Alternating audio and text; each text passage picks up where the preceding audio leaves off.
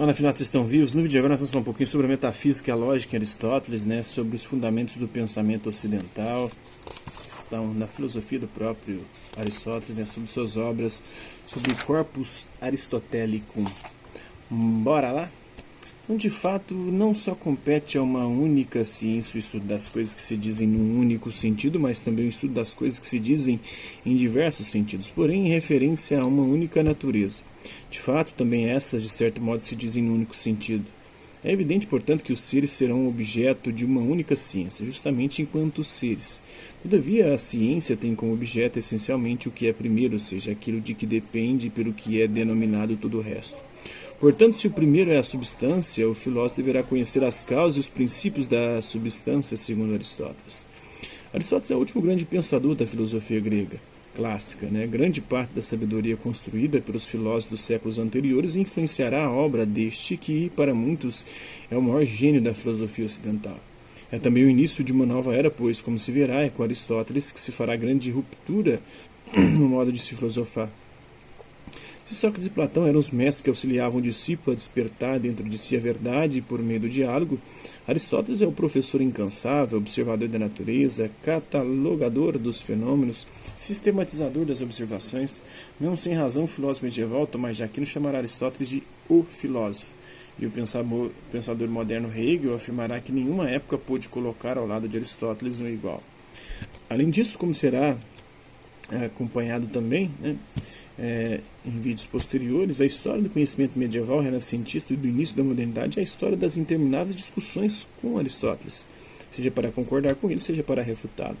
São Tomás de Aquino viveu entre 1225 a 1274 e foi um filósofo e padre dominicano que se baseou em Aristóteles para a construção do seu pensamento. Suas explicações sobre a ideia de Deus são claramente inspiradas na metafísica de Aristóteles. E isso, já tem vários vídeos aí sobre o Tomás de Aquino aqui no canal. E o Georg Wilhelm Friedrich Hegel, que viveu entre 1770 e 1831, um filósofo alemão e um dos principais representantes da corrente filosófica conhecida como idealismo, ou idealismo alemão. E tem vários vídeos dele também no canal e a gente ainda vai falar muito sobre ele aqui. Tem o Busto de Aristóteles, a sistematização e organização do conhecimento com objetivo pedagógico é um dos grandes diferenciais do filósofo grego, o Estagirita, em relação aos pensadores que o antecederam. E ele, inclusive, foi mestre de Alexandre o Grande. Aristóteles nasceu em Estagira entre 384 e 383 a.C. e viveu até 322 a.C., na região da Macedônia.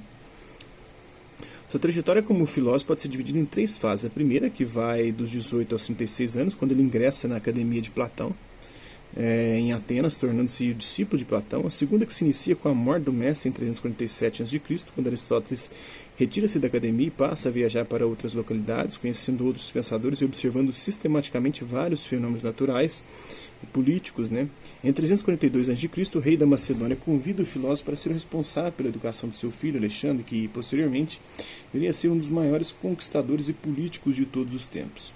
Por fim, a terceira fase, a partir de 334 a 335 a.C., quando o filósofo retorna a Atenas para fundar a sua escola filosófica, que seria chamada de Liceu. Então tem Aristóteles e o jovem Alexandre no filme também do Alexandre de 2004. O nome Liceu deve-se provavelmente ao fato de a escola ter sido fundada próximo ao templo de Apolo Liqueios, ou Liceu. A escola de Aristóteles ficou também conhecida como escola peripatética, porque eles filosofavam caminhando. Peripatética é um termo grego que significa ensinar caminhando ao ar livre, e explica a forma usada pela escola para transmitir os ensinamentos. Aristóteles e seus alunos discutiam caminhando, tal como aparece também na imagem com o Alexandre o Grande. Tem uma imagem aqui. As obras aristotélicas podem ser divididas entre as esotéricas com X e as esotéricas com S.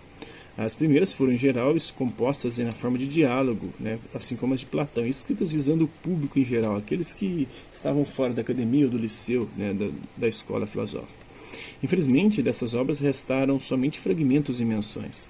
Já as esotéricas com S são tratados filosóficos abordando as mais variadas temáticas, caracterizando-se como resultado de estudos sistemáticos. Essas obras eram dirigidas aos alunos, aos iniciados do liceu, da escola filosófica de Aristóteles, assim como o contrário aconteceu com Platão. Provavelmente existiam as obras esotéricas com S do Platão, que era para os iniciados, mas o que chegou até nós foram os diálogos platônicos, que era para o grande público. A classificação e sistematização das obras aristotélicas é ainda alvo de grandes discussões entre os estudiosos. A seguir, nós vamos falar um resumo da organização mais comum. O conjunto das obras foi conhecido como corpus aristotélico. Tem as obras do órgão, são os tratados de lógica, categorias da interpretação, analíticos primeiros, analíticos segundos, tópicos e refutações sofísticas. Aqui são estudadas questões como as características do raciocínio verdadeiro e falso, a forma de se pensar corretamente.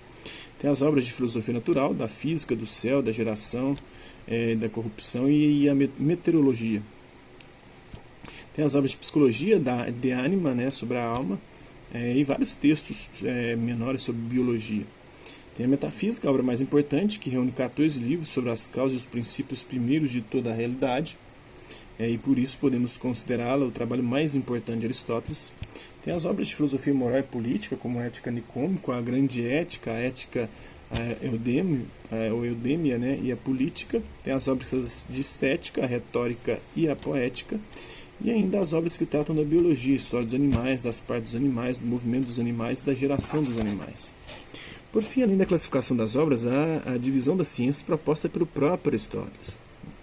Então tem as ciências teoréticas, ciências que estudam o saber pelo saber, ou seja, sem a necessidade de uma finalidade prática específica.